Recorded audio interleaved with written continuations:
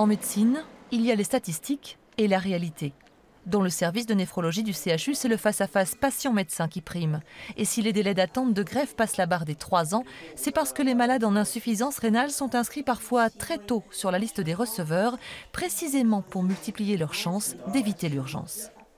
Le fait d'être transplanté avant d'être en dialyse ou très tôt après la dialyse est mieux pour le patient, apporte un bénéfice pour le patient, d'abord parce qu'il n'a pas les contraintes de la dialyse, parce que également toutes les études montrent qu'il a une meilleure espérance de vie après transplantation s'il a été peu dialysé, voire pas dialysé. C'est également vertueux pour la société, puisque la dialyse coûte beaucoup plus cher que la transplantation. Donc il y a un double bénéfice, à la fois individuel et collectif. À Besançon, la première transplantation rénale remonte à 1974 à l'hôpital Saint-Jacques. Et les pionniers de l'époque calculaient déjà au plus près de l'intérêt de leurs patients. Les besoins régionaux qu'on peut calculer en fonction de la moyenne nationale sont estimés à 100.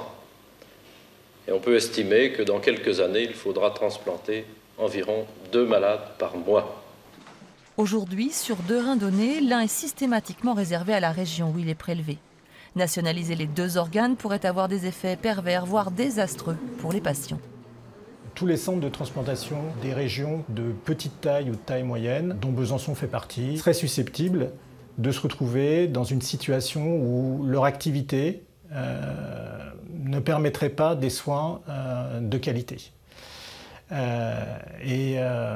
Donc dans ce cas-là, il faudrait effectivement se poser la question de savoir comment est-ce qu'on organise le flux des patients et est-ce qu'il y a un risque que des patients qui sont habituellement référencés ne le soient plus.